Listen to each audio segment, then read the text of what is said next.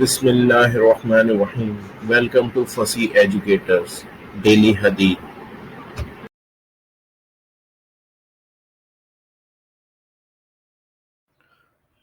عبید بن فیروز کہتے ہیں کہ میں نے براء بن عازب رضی اللہ عنہ سے پوچھا کہ کون سا جانور قربانی میں درست نہیں ہے، تو آپ نے کہا رسول اللہ صلی اللہ علیہ وسلم ہمارے درمیان کھڑے ہوئے، میری انگلیاں آپ صلی اللہ علیہ وسلم کی انگلیوں سے چھوٹی ہیں اور میری پوریں آپ کی پوروں سے چھوٹی ہیں۔ آپ صلی اللہ علیہ وسلم نے 4 انگلیوں سے اشارہ کیا اور فرمایا، 4 طرح کے جانور قربانی کے لائق نہیں: ایک کانا جس کا کانا پن بالکل ظاہر ہو، دوسری بیمار جس کی بیماری بالکل ظاہر ہو، تیسرا لنگڑا جس کا لنگڑا پن بالکل واضح ہو، چوتھا دبلا بوڑھا کمزور جانور جس کی ہڈیوں میں گودا نہ ہو۔ میں نے کہا مجھے قربانی کے لیے وہ جانور بھی برا لگتا ہے جس کے دانت میں نقص ہو۔ آپ صلی اللہ علیہ وآلہ وسلم نے فرمایا، جو تمہیں ناپسند ہو اس کو چھوڑ دو، لیکن کسی اور پر اس کو حرام نہ کرو۔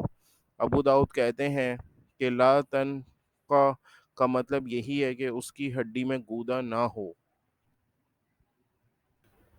Narrated Ubayd ibn Firuz, I asked al-Bara ibn Azib, what should be avoided in sacrificial animals? He said, the messenger of Allah, peace be upon him, stood among us, and my fingers are smaller than his fingers, and my fingertips are smaller than his fingertips.